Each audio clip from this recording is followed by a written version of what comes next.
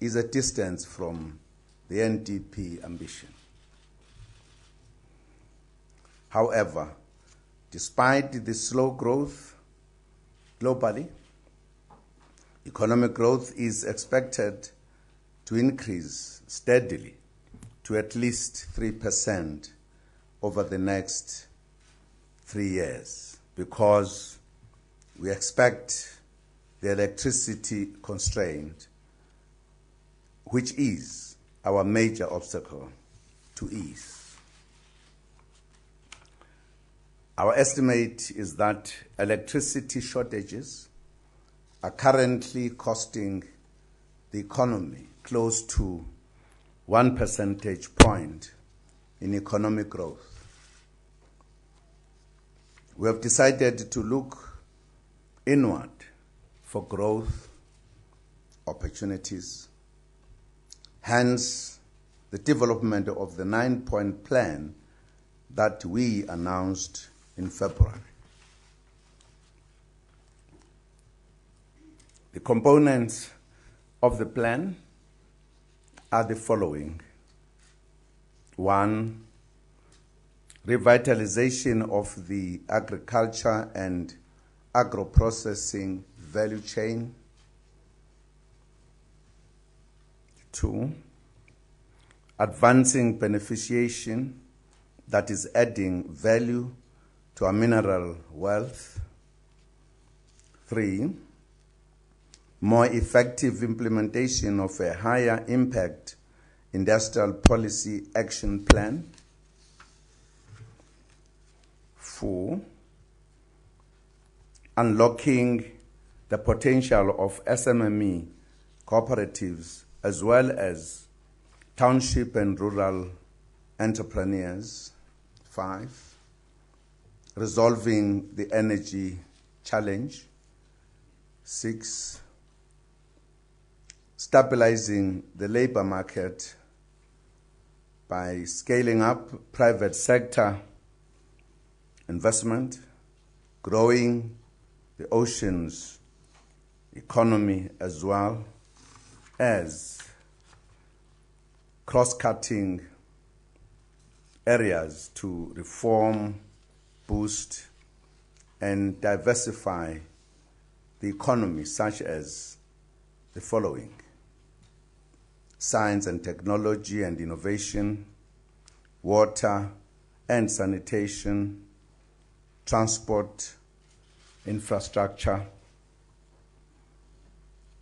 broadband rollout, and state-owned companies. What government has achieved so far through the implementation of previous annual versions of IPAP shows that the policy is working. Government support has taken the automotive sector from the production of 356,000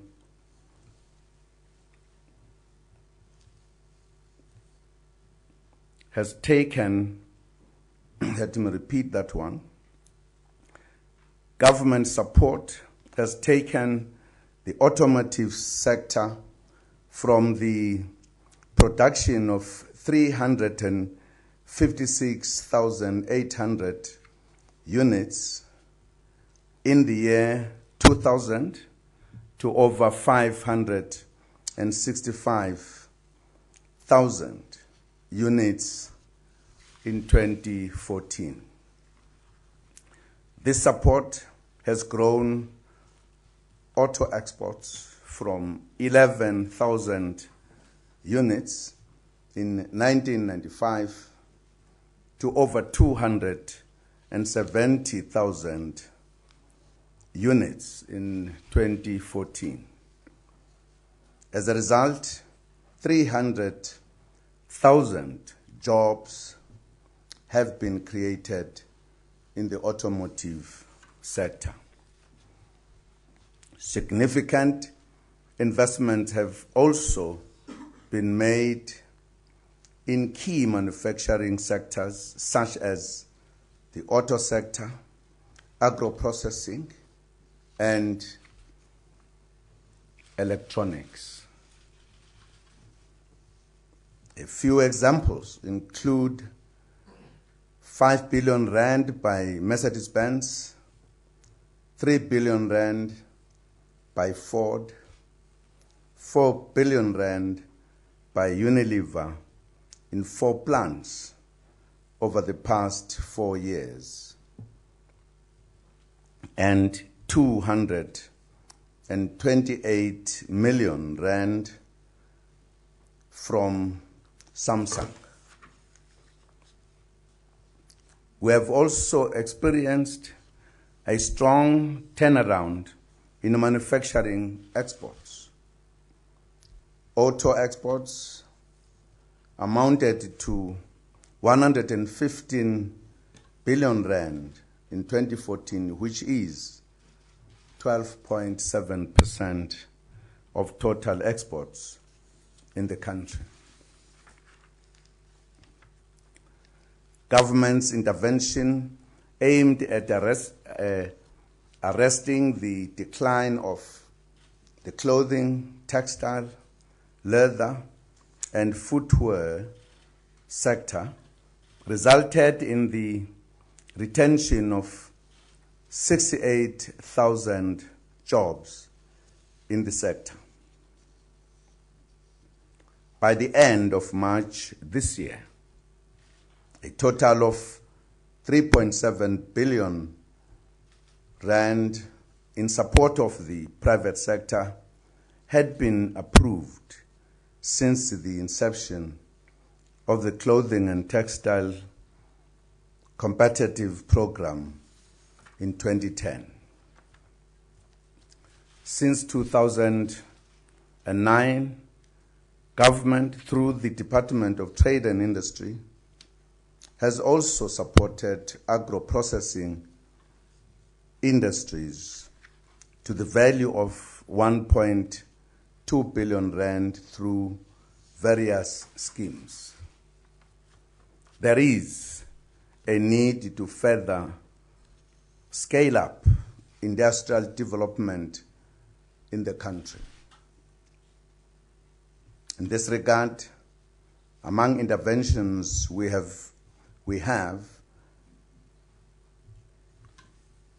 introduced the Black Industrialist Program, which is designed to transform the manufacturing sector and unlock the potential of black entrepreneurs.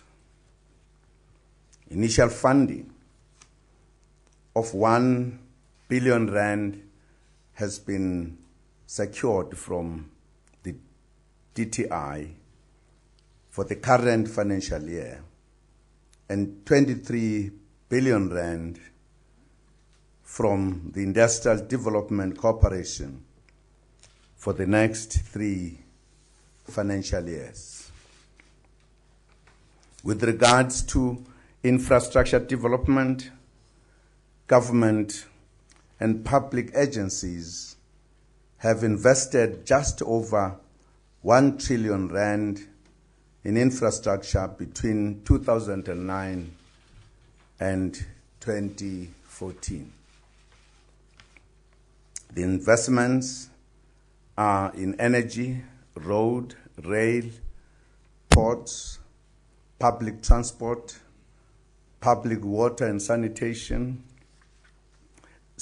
bulk water and sanitation, hospitals, basic and higher education infrastructure, and innovative projects such as the Square Kilometre Array and Meerkat. To date, 41,351 kilometers of fiber optic cables have been rolled out to provide the broadband capability for the economy from 2009. South Africa continues to be confronted by the challenge of electricity supply. Since the inception of the 5-point plan in December 2014, substantial progress has been made in resolving the energy challenge. The operations and maintenance practices at Eskom continue to improve to ensure that the power plants are appropriately maintained and provide electricity within their capacity. Eskom has signed short-term power purchase agreements that bring additional supply of electricity to cater for the shortfall due to maintenance and to match demand during peak periods. A further 800 megawatts will be added to the grid through cogeneration. A saving of 450 megawatts have been realized through the energy efficiency programs. This is a result of South Africans working together in order to alleviate the impact of the electricity challenge. Over and above alleviating the impact of the energy challenge, energy efficiency programs result in saving in energy costs and a reduction in emissions. Various projects of the Renewable Energy Independent Power Producer Program currently supply 1,800 megawatts to the grid.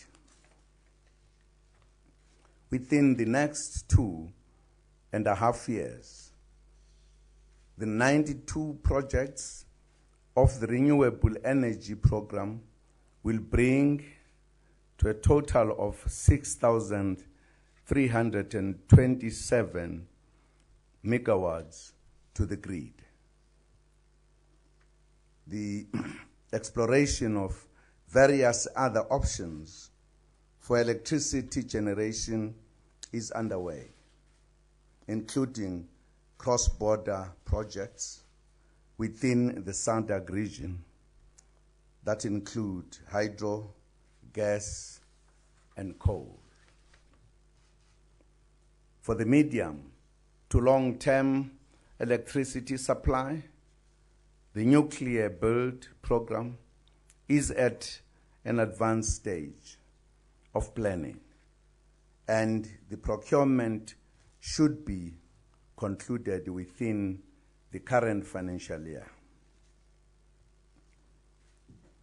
The updated gas utilization master plan will be published, which will stimulate development and investment in the gas industry.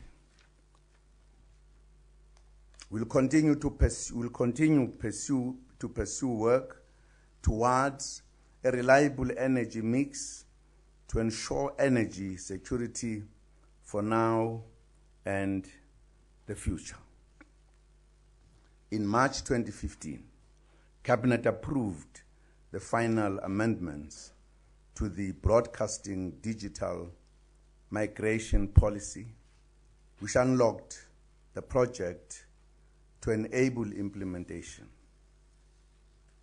Cabinet further approved that government provide free set-top box to the 5 million poor TV-owning households. the country did not meet the 17 June 2015 analog switch off date as set by the International Telecommunications Union. However, a lot of work has gone into the process leading to the imminent analog switch off. To date, the Minister of Communications has concluded and signed bilateral agreements and engagements with our neighboring countries, namely Botswana, Namibia, Mozambique, Lesotho, and Swaziland, in order to minimize cross-border radio frequency spectrum interference. Ladies and gentlemen, among critical points discussed at the meeting of the Presidential Business Working Group on the 7th of August is the need to improve regulatory efficiency and turnaround times to support investments. In this regard, the rollout of the Special Economic Zones program will continue. More importantly, the establishment of an investment facilitation center or one-stop shop is being implemented to support local and international investments. A pilot has been set up at the DTI. The center will improve the investment climate and enhance the ease of doing business by identifying bottlenecks, remove administrative barriers, reduce regulatory inefficiencies, set up norms and standards, improve turnaround times, coordinate and fast-track all investment requirements. We have also noted with concern the complaints about the new visa regulations. I would like to announce the establishment of the Interministerial Committee on Immigration Regulations. The IMC will address the unintended consequences of the new immigration regulations on various sectors, including tourism and investment. The IMC is chaired by the Deputy President Ramaphosa and comprises the Ministers of Tourism, Home Affairs, Trade and Industry, Social Development, and Small Business Development. We identified small business as big business in the SONA. The priority interventions to unlock the potential of SMMEs, cooperatives, and township and rural entrepreneurs are continuing. These include working towards the implementation of the 30% set-aside policy to support SMMEs and cooperatives. The SMMEs will be supported with increased access to markets and finance. On the cards is also a concerted effort to reduce the red tape for SMMEs, which will include a review of existing small business legislation. A special unit has been established in the Department of Planning, Monitoring and Evaluation to investigate cases where there is late or non-payment of suppliers, despite the submission of a legitimate invoice within 30 days. We had also identified the need to normalize labor relations as being critical in the State of the Nation address. Deputy President Ramaphosa leads the interface between business and labor in this regard. Consensus on a working definition of a national minimum wage has been reached at NEDLAC. Other mechanisms to reduce workplace conflict include an agreement to develop a code of conduct for strikes, lockouts, and compulsory arbitration by the CMMA. On agriculture, much progress has been made in the development of agri-parks, with 43 of the 44 sites having been identified. One agri-park is ready to be launched in Northwest. We also continue to implement other key initiatives of the Agriculture Policy Action Plan to support growth and employment in agriculture and agro-processing. The plan includes increasing support for existing smallholder farmers and exploring ways to substantially expand the number of agricultural producers, agricultural products.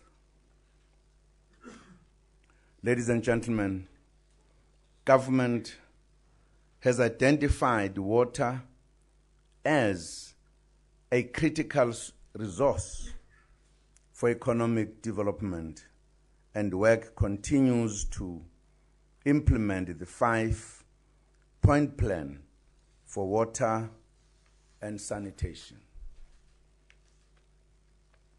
The plan entails the following: maintain and upgrade existing water and sanitation infrastructure, build new dams and develop groundwater, improve water quality, develop smart technologies for water and sanitation, information, management, and ensure an enhanced and integrated regulatory regime, for an example, water use licensing. A review of both the Water Services and the National Water Acts will be undertaken. In the State of the Nation address, I announced that we would intervene to stop the leaking of water, which costs the country 7 billion rand a year. I announced that government, through the Department of Water and Sanitation, would train 15,000 artisans and plumbers who will fix leaking taps in their communities. This program will be officially launched in Port Elizabeth on the 28th of August.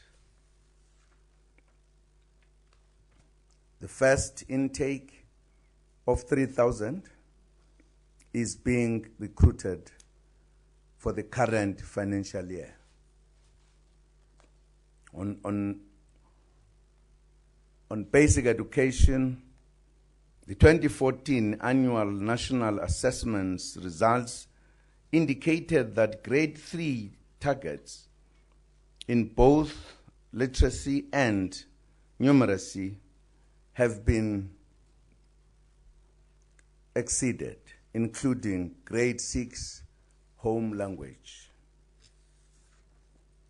We welcome these positive developments and thank parents for cooperation, which enables us to register progress as government. However,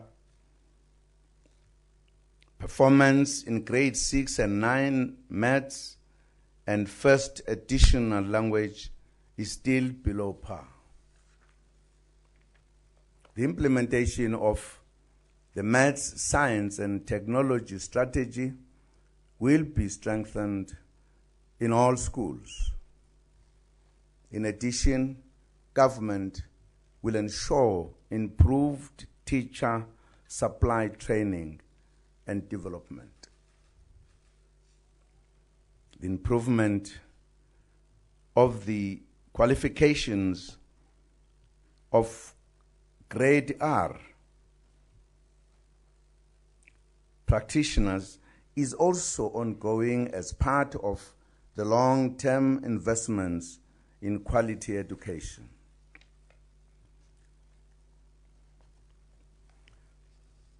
On the health front, South Africa has been praised by the United Nations AIDS program for its successful response to HIV and AIDS. Among the achievements, access to antiretroviral treatment for people living with HIV and AIDS was expanded. To date, 3.1 million people are receiving treatment. This has exceeded the 2014 and 2015 target of 3 million.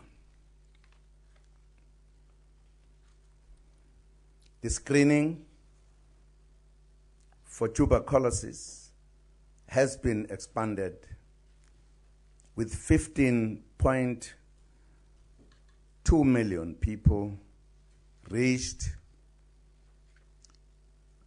which exceeded the target of 6 million people. We thank all South Africans for their cooperation, which is enabling the country to achieve a turnaround on HIV and AIDS and to improve our response to TB. But we should not be complacent. The struggle against HIV and AIDS continues, including the fight against the stigma attached to the disease, so that those living with the virus can live productive lives without being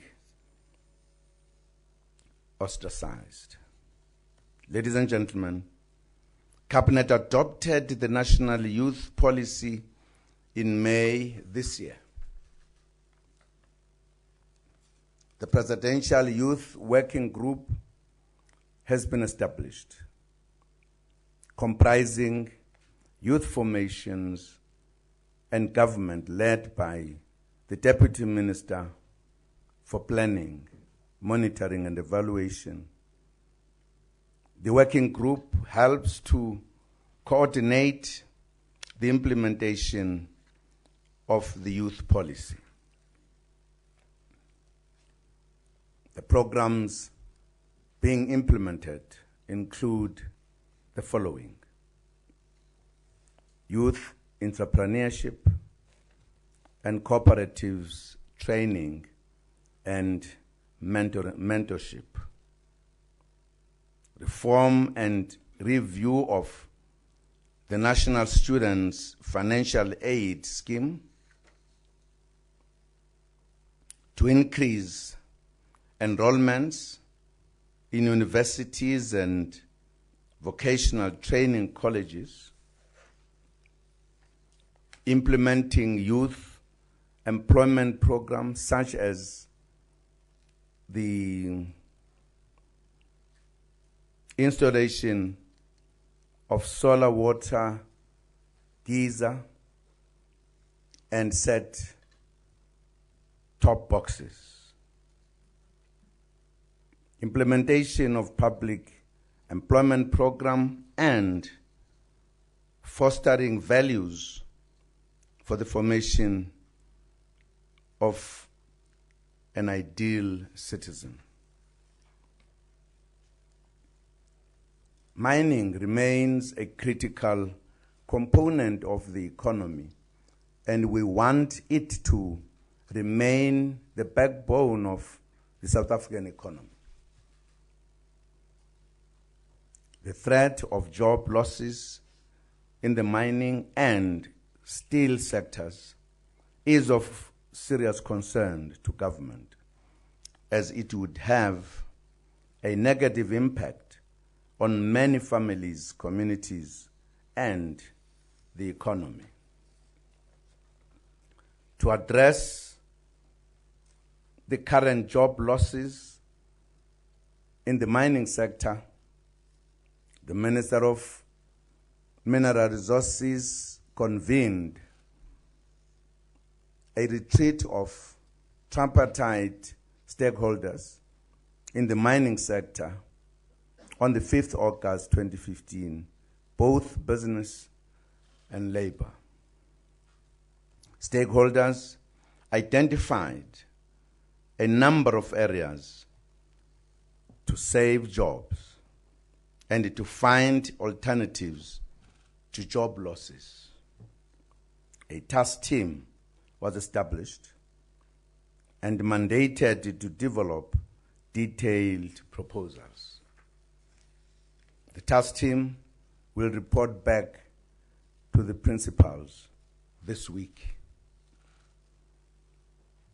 The Presidential Business Working Group last Friday mandated government and the Chamber of Mines to seek an amicable solution outside of the courts to the notion of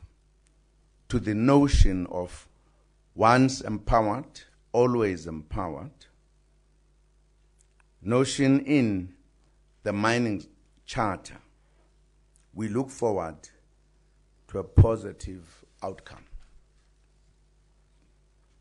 The Mineral and Petroleum Resources Development Amendment Bill was referred back to Parliament to address, amongst other things, consultation at the National Council of Provinces, which was considered to have not been adequate. We launched the first results delivery methodology operation Pakisa successfully in the health and ocean economy sectors last year,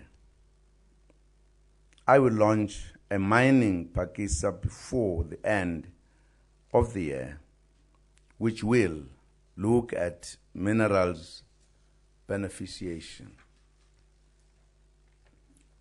Meanwhile, the Department of Mineral Resources continues to issue orders to companies that do not comply with the law. The matter regarding the suspension of the license of Optimum Coal has been resolved. Following engagements with the company, the suspension was lifted and the company was directed to address issues relating to non-compliance. Ladies and gentlemen, we launched the Back to Basics program in September last year to revitalize local government. In the past year, municipalities have been supported in various areas to implement the program. An important point to note is that while municipalities have been directed to pay their debts, debt owed to municipalities is not given sufficient attention. To date, debt owed to municipalities is close to 100 million rand, which is almost double the amount since 2009.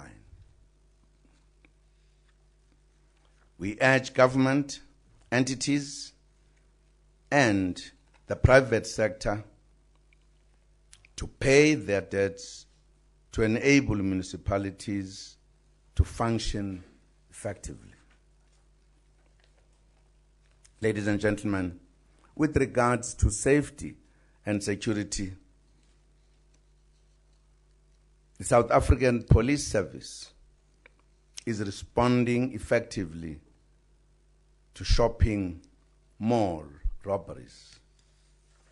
The various units of the SABC, including crime intelligence, the tactical response team, visible policing, the Hawks, together with the business against crime, cellular phone shops, the South African Banking Risk Information Center, and private security companies have been successful in dealing with this problem. Police have found that the majority of the shopping malls were being targeted primarily to rob cellular phone shops. Cell phones and other electronic equipment that were stolen were taken out of the Republic. Several suspects, including so-called kingpins, have been arrested. The kingpins,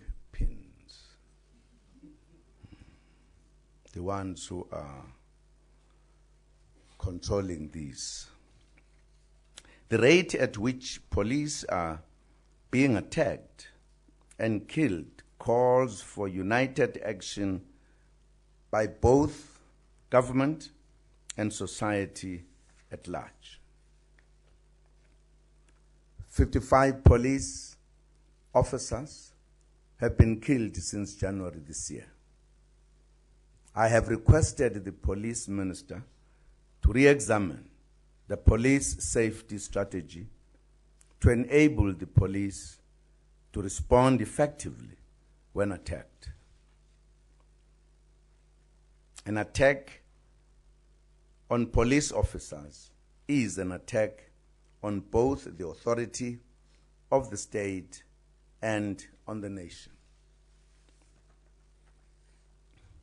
I appeal to the people of South Africa to play an active role to curb attacks by identifying those who kill police officers as they live within our communities. The people should also continue to provide information to the police about all who are involved in criminal activities so that we can build safer communities together. On the 6th of September, we will hold the annual service at the Union Buildings to commemorate all our fallen police officers.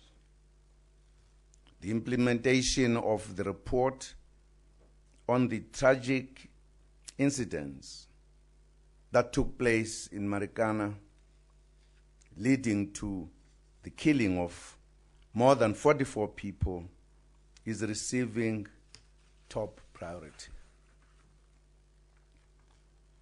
The response of the National Police Commissioner to the recommendations of the Commission about her fitness to hold office is receiving attention. I am also in discussion with the ministers whose portfolios are affected by the Marikana report, such as police, labor, mineral resources, as well as justice and correctional services. We will provide feedback in due course to the nation on progress being made in the implementation of the recommendations.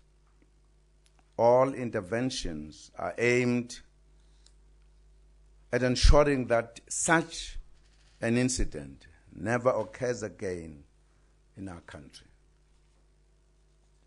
You'll recall as well that tragic incidents took place in April this year, the attacks on foreign nationals, especially African nationals. The Interministerial Committee on Migration remains seized with the matter of ensuring that we do everything possible to prevent a recurrence of the attacks. Measures being undertaken include legislative and regulatory reform, improved policing through Operation Fiela, and the promotion of peaceful coexistence and togetherness between citizens and nationals of other countries. The IMC on migration will meet with organizations representing foreign and African nationals soon to take forward the discussions I had with them in April. Ladies and gentlemen of the media, in our discussions in the Presidential Business Working Group last Friday, we agreed that in addition to the implementation of the 9-point plan, as a country, we need to be more proactive and awake to opportunities. For an example, faster growth in the African continent provides an opportunity for broader product and services markets. Growth in the sub-Saharan region is expected at 4.5% in 2015. as the region develops, it will require industrial supplies. In this regard, our industrialization policy is not misplaced, especially since SADC is also focusing intensively now on finalizing the industrial policy for the region. We will continue working within the African Union and SADC to participate in the establishment of the continental free trade areas and to boost the industrialization strategies of the continent. Ladies and gentlemen, we are making progress in many other areas and aspects of the government program of action. On Thursday, I will provide a progress report on the implementation of Operation Pakisa, which is part of the 9-point plan. The 9-point plan serves as a response to the challenge of limited growth of the South African economy. As a collective effort, the 9-point plan could potentially accelerate the growth of the economy by as much as 0.8% in the short term and 1% in the medium to long term, in addition to the projected growth of 2% in 2015. We thank all our stakeholders and sectors who work with us to ensure the success of the plan. I thank you.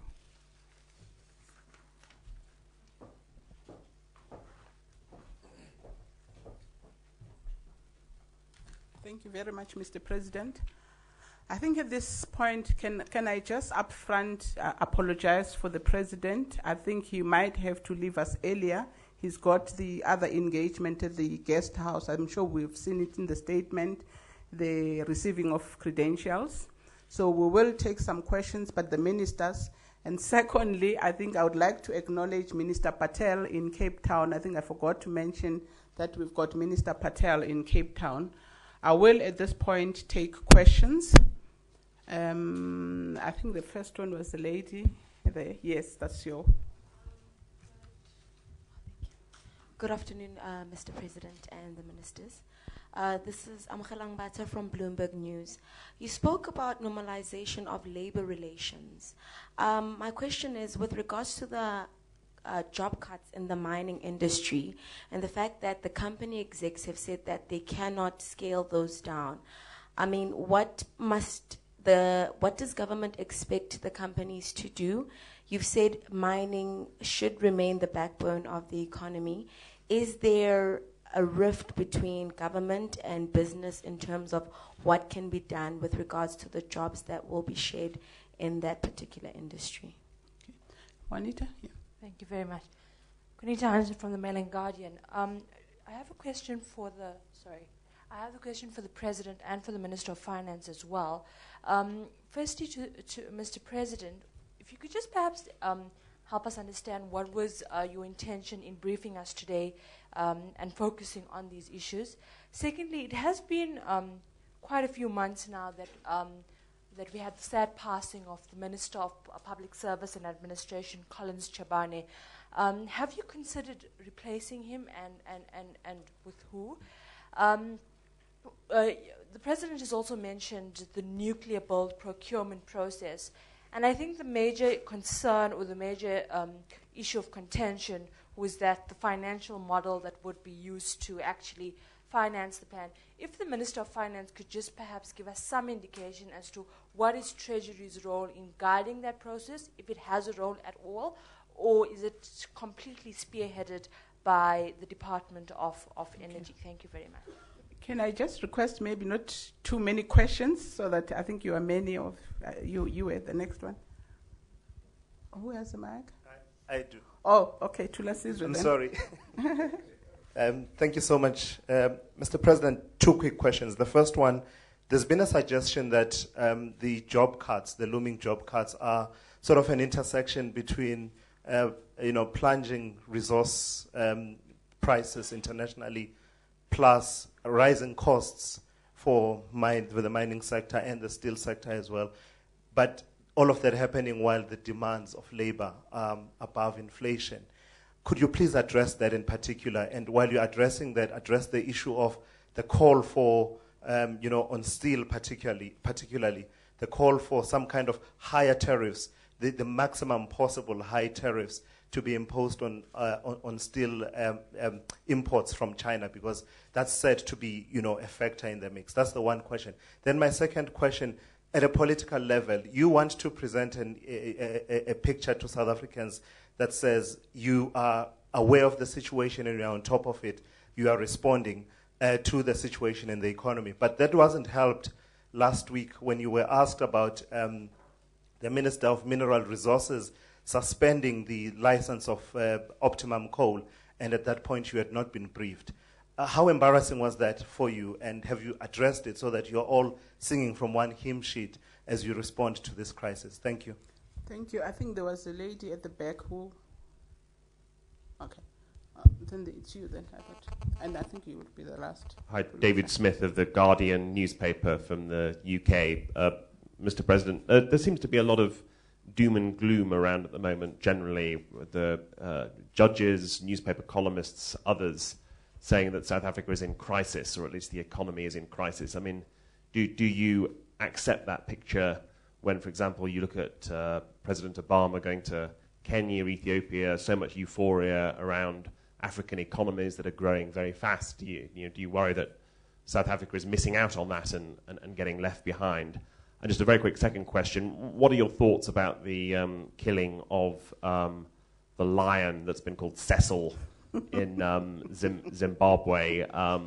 Would you like to see tougher restrictions against hunting of lions and other wild animals in South Africa? Thank you. I think you'll have to be the last one because I think your hand has been up for a while. Thank you, Sis Pumla. Tsepo Ikane from the SABC. Mr. President, what is your view or the government's view with regard to the instability within some of the state-owned enterprises? We see a lot of boardroom space that many believe that are hampering your government's mission to actually deliver some of the very important socio-economic development initiatives of your government. And maybe to the other question, the last one, the issue of hydropower has also been not mentioned vigorously by your government in terms of making sure that we have energy security. Are we also looking at that angle in view of the fact that South Africa has been heavily involved with the Ingula initiative in the DRC? Thank you. Thank you. I think at this point I'll ask the President, and the next round I think it will be the ministers. The President will allocate the questions as it deems fit. Thanks, Mr. President. Thank you, Pumla. The way I will allocate the question, I will answer a few and leave. The remaining one, the ministers will deal with.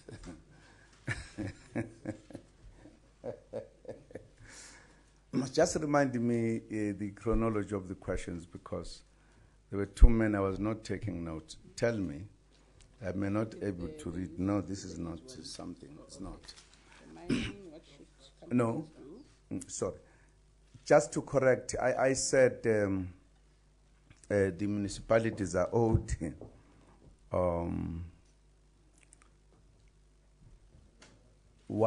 I said 100 million.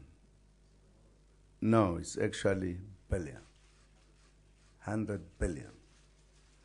Just to correct that, so that you shouldn't say, but why this is not paid, if it is so little. Then what was the first question? Why you're not replacing Chaban? Why are you not replacing Chaban? Was that the first question? I think there's a mining, those are the first ones at the top. And what is the purpose of the briefing? Okay. What? The first one was something else. Mining, Huh? labor. Yes, that's where they were started. Yes.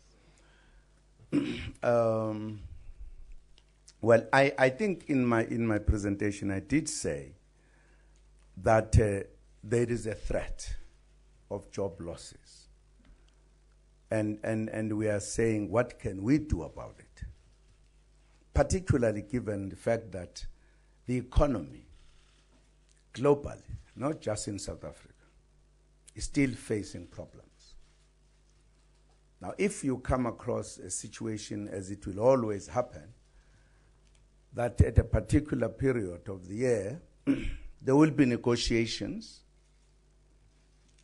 and indeed, given also, as you correctly said, that the mining sector is facing some difficulties as well, which emanates from the very fact of the global meltdown of the economy. What then can we do? We discussed this when the government met the business working group to say we need to find a way. And I think we all committed ourselves to look into the matter, not just with the mining groups only, the organized labor as well. What do we do if we are faced with a situation of this nature? Because if the situation is like this, more workers lose jobs, there are more difficulties in the country. Shouldn't we find a way that we are able to retain the jobs? And therefore, all of us, even when we are negotiating, there is no one side that must negotiate as if things are just normal in the economy. We must negotiate with that in mind, that given the situation, how do we, for an example, present our proposals on both sides? Are the proposals realistic to the state of the economy? And I think this will affect all the countries in the world. Shouldn't we be considerate that our own needs are being presented with an understanding that you don't want workers to lose jobs? To create a platform also to negotiate what can we do so that we don't lose jobs. You will recall that 2008, when the economic meltdown globally came, we as South Africans, all sectors met because we wanted to protect jobs. We then agreed and had an agreement and put aside the fund that was supposed to help that during this time, instead of workers being out of jobs, let them be given an opportunity for training and other things. It worked. So we have already a precedent that has happened.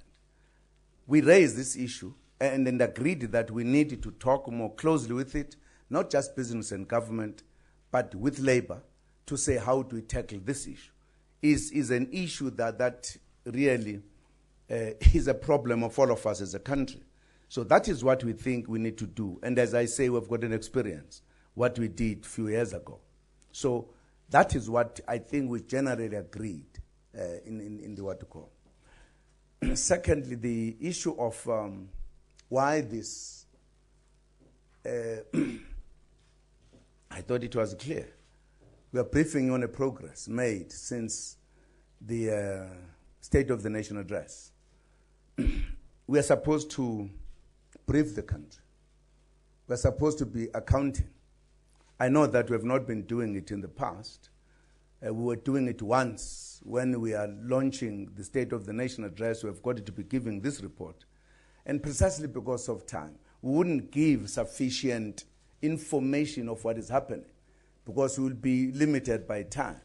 We believe because of the volume of work that government has done, we should be able to do it not once, but come mid-year, give a report how far we are going, so that once we get to the State of the Nation address, we are dealing with the issues, not like going back the whole year, so that we are able to see the progress. So that's the reason why this particular briefing. Why not replace the late Mr. Chabane? That's the business of government. Government takes its own time. There is no time limit that we have got to do it within this. So it will certainly be done at the right time, at the right moment. What was another that I can answer? Nuclear power, like the financial market, they were asking Minister of Finance. You wanted the Minister of Finance to talk about the model of nuclear power thing. Certainly he will deal with that. Which one can I take? South Africa, the Guardian journalist, South Africa is in a crisis, is doom and gloom. Well, South Africa is in a crisis.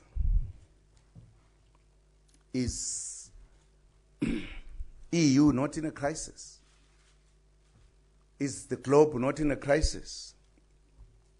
I think the globe is in the crisis since 2008. We have not come out of the crisis. South Africa is part of that. I don't think we could single South Africa alone to be the one that is in crisis. Other countries are not. Of course, in your question, you made a comparison with African countries. I think for us to arrive at that, we need to look at a number of elements in the countries in the continent of Africa. Their size of the economy, where they come from, the difference with South Africa, the level of the economy in South Africa, is one important point to consider. Not just that only. Other countries in Africa never had a racially based economy. Never. So they move from a weak point or whatever. We are faced with those kind of problems today, which then makes South Africa move in a particular way. Whether you talk about the size, you talk about unskilled, huge majority as a result of the system. If all South Africans were skilled and normal, I'm sure our position would be totally different. So there are very pertinent elements that needs to be looked at when you look at the South African thing. The comparison of South Africa with all other countries, what we always forget is where we come from. That in fact we are trying to address the legacy of apartheid. And it's going to be with us for a long time.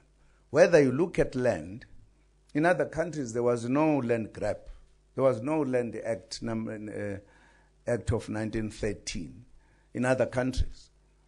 We come from those. We are handling those with a very calculated way so that it does not spark problems. And I think these are a point, in my view, if I was somebody else, I would always put prominently what South Africa faces different from other countries. Other countries had administrators who came to administer colonialism. Once Nigeria was free, everybody left. Or Kenya, if you want, or whatever country. South Africa, we don't deal with that. South Africa was colonized, but the major colonizer left, and South Africans colonized one another. Call it as colonialism of a special type. It produced particular conditions that make South Africa what it is. I think if I was a journalist, I would feel at home writing about South Africa because there's so much to say, to tell the world why is South Africa facing the kind of thing it is facing. So, I wouldn't say in South Africa there's doom and gloom. I think South Africa, as I gave a report now, we are moving. I think we could argue what we have done in 21 years. We can present an argument that very few countries can present, what we have done. We've got policies that are very clear, aligned in the main with the poor people and the working class, and we spend our effort there. In other countries, there's no policy that is aligned in whatever, in a greater kind of other countries. So we have a particular approach that makes us to be what it is. We have mixed economies that we are dealing with. Is a matter that is debated from a number of angles. We think we are doing very well, the manner in which we do. For an example, I was saying here, we've put aside so much money to assist the private sector to really create industry, because it is important. Government cannot create industry. So I think if you looked at South Africa, you can't stand and say, what are the South Africans doing? You might find them arguing about whether they're doing right or wrong. But as to whether they're doing anything, there are more policies, and I think we are almost agreed that where we have more challenge, it is in the implementation of good policies, rather than no policies at all. Everybody knows where we're going. So I wouldn't say that. I think people who are far away, or who are South Africans as well, who believe in other way of thinking. At times it is ideological, at times it is lack of information. People have got views about how South Africa is a very dynamic country and very open. Anybody can stand up and say anything. I can dream and wake up in the morning and say, this South Africa is about to fall. And it will be played in the radios, TVs, whatever, but it's not true. It's not about to fall. It's actually strengthening. So I'm just saying, from my point of view, I think South Africa is dealing with very, very complex historic problems. Whilst at the same time it must be competing with the countries that never had such a challenge. Cecil, the lion, your views on instability of the state-owned entities. No, I will leave it to the ministers as well. I will only answer the Cecil. Yeah. I was wondering what is the surname of Cecil, but I couldn't get an answer. Well, I think Zimbabwe has laws about hunting and everything. I don't think it's a matter we could really debate that much about Cecil being shot. It's a matter that Zimbabweans can deal with the hunters. In every country there's hunting, there are rules, etc. What it sounds like from a distance, that the hunter did not know that Cecil was so popular. Just saw a lion and killed a lion, and it's Cecil. And Cecil is very much well known. And it caused a problem, because everybody wants to go and see Cecil. I think it's just an incident. I was told by somebody that there is a brother of Cecil. Who? There is Jericho. We did not know. Thanks God now people will ask, is Jericho among these lions or not? And they would not shoot, I would imagine. Really, I didn't think it could become such a big issue, but it is a big issue because Cecil was loved. But I think my belief is that the fellow did not know. And it's just a lion, nice lion, but it was Cecil. Thank you very much, Mr. President. I think The ambassadors are waiting for me. Yeah.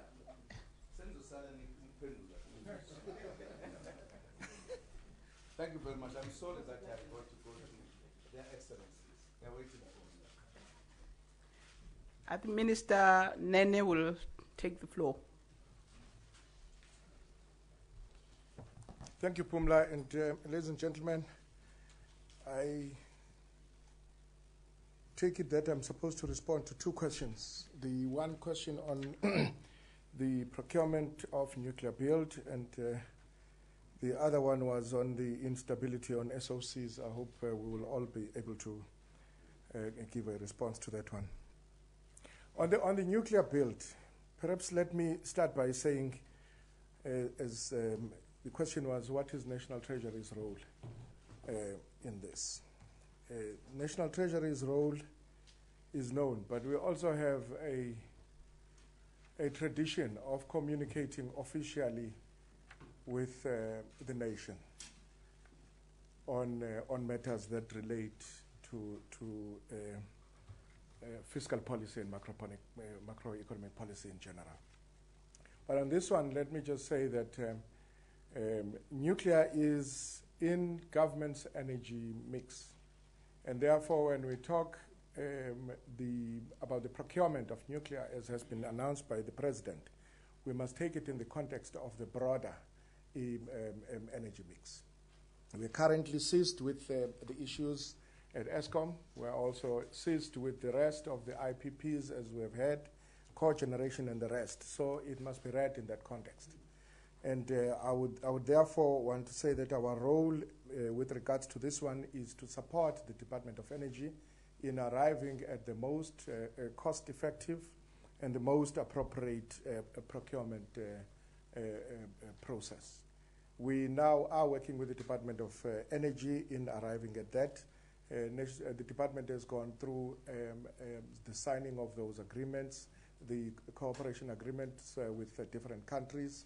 Now they have also been engaging with vendors in order to see who would actually provide the best solution. And it is now the opportunity, so our role is twofold. It is first to see what would be the most cost-effective procurement and financing model, but it is now to bring it into the fold with the rest of our energy security in the country and looking at matters of meeting all the procurement requirements, but also the affordability in terms of our budget. And let me then say that we have an official communication mode in terms of the expenditure issues. And on the instability in the state-owned companies, I thought I should respond to this one because one of those are actually in National Treasury's stable, which is South African Airways. But let me say that for the first time, I think we've now taken the responsibility of looking at the role of state-owned companies in general. There is a process led by the Deputy President on this, in this regard, which we are part of, working with the Minister of Public Enterprises, but all the other departments also that has state-owned companies in their fold. And we are looking at their balance sheets, we are looking at governance in those state-owned companies, but we are also looking at defining their role and delineating between the commercial side of it and the developmental side of their mandates in order to be able to find a way of making sure that they play their role in our developmental agenda. We've made progress in most of them. We've made progress in ESCOM. We're at a point where we can safely say that we think we are making headway. In SAA, after the 90-day turnaround, we now have received a report. We are now working towards the full implementation of the long-term turnaround strategy, which we will be coming back shortly to the nation with some of the measures that are being taken. But we've seen a reasonable improvement in their balance sheet. We are also beginning to see some improvement in terms of the normal operations of actually both those companies. The South African Post Office is also in the mend, and we trust that in the not so distant future, we would be able to come back to report on the implementation of its turnaround or its recovery plan as well. But all the ones that have been ailing, particularly the three, I can actually say with confidence that I think we're making reasonable progress. Thank you. I just want to make one point on this hydropower. The question that was asked by SABC, that South Africa is deeply involved with the Democratic Republic of the Congo to put into fruition the Grand Inga. As you know, there's an agreement between our country, South Africa, and the Democratic Republic of the Congo, and that agreement has been ratified by our parliament. And about 2 weeks ago, the ministers of energy of SADC, they also met here in South Africa to deal, amongst other things, how to accelerate the speedy implementation of the Grand Inga. Thank you.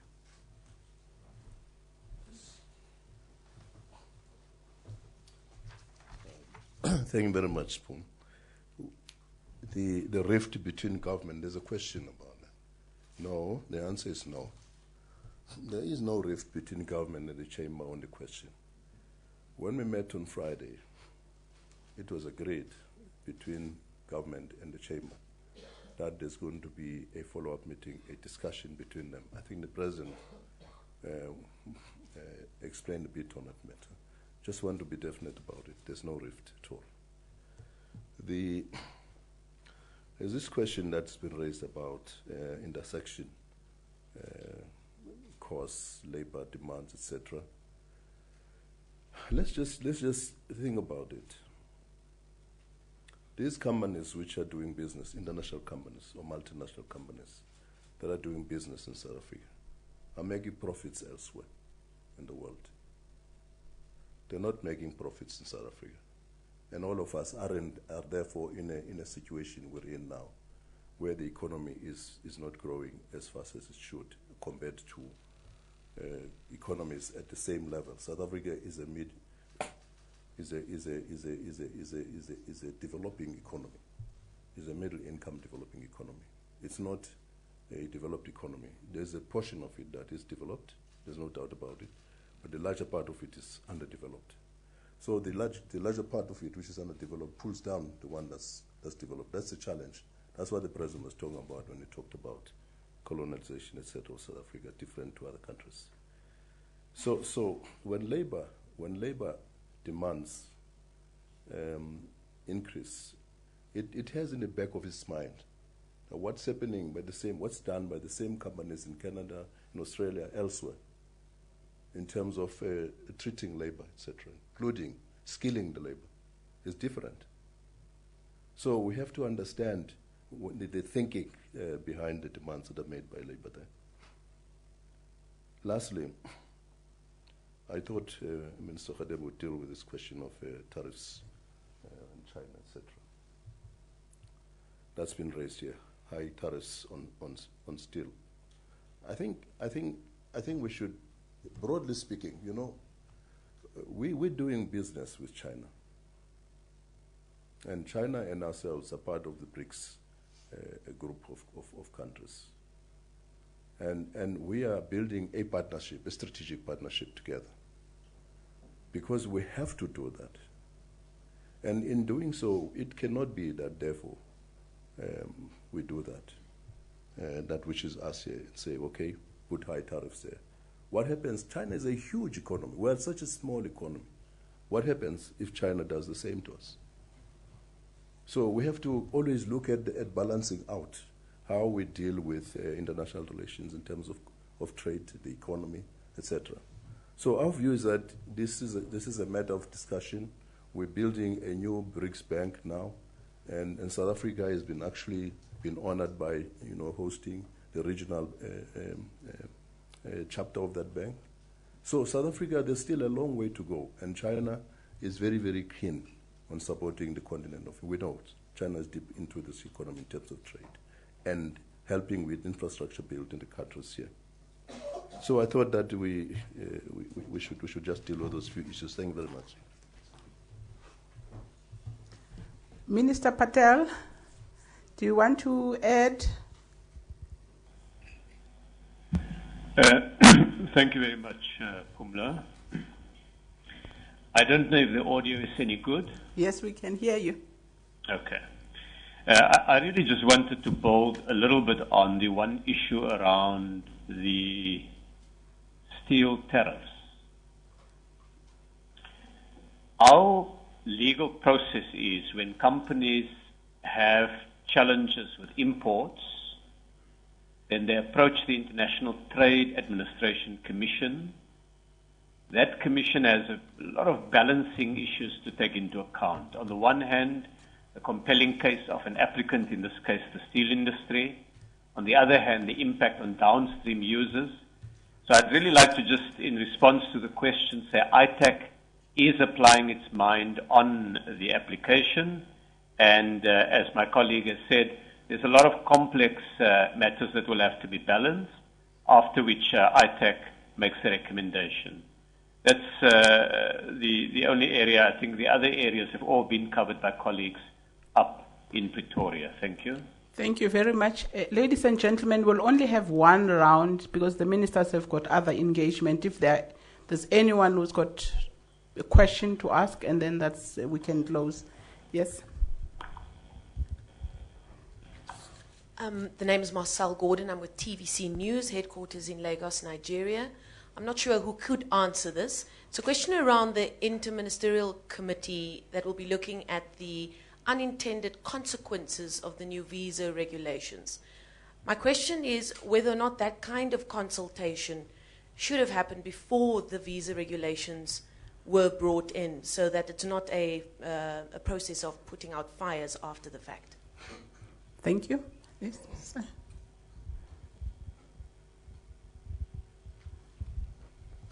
Past News Agency of Russia, Alexander Nechayev.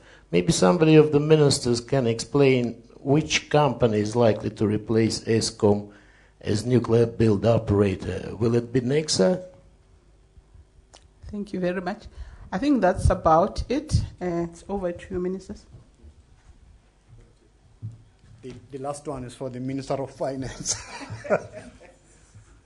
On the issue of visa regulations, as the President has indicated, there's an IMC on these visa regulations to deal with these unintended consequences. That is why it said unintended consequences, because the primary focus of those visa regulations was to regulate the manner in which people apply for visas. But now we've since realized that there are those unintended consequences that we have to deal with, amongst others, the impact on tourism. So, to answer your question directly, there are things that we do where we do not realize the other consequences to what you are doing. That is why government will be working through the Department of Home Affairs and all those affected stakeholders, in particular in the tourism sector, so that we can be able to address these matters, so that you can be able to attain both objectives, the original intention, as well as to promote tourism in our country. So I believe that that process is on track, so let's wait until those consultations have been concluded.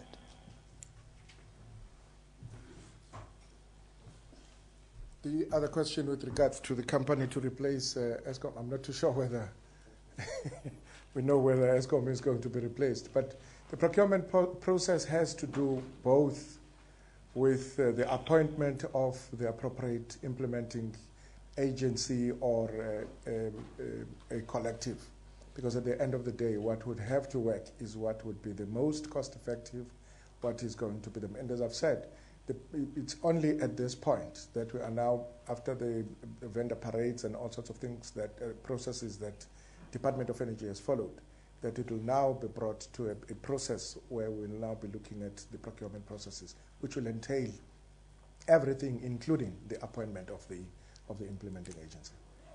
Thank you. Thank you. We've come to the end of this briefing, and may I take this opportunity to thank all of you. You've been great. Thank you, ministers.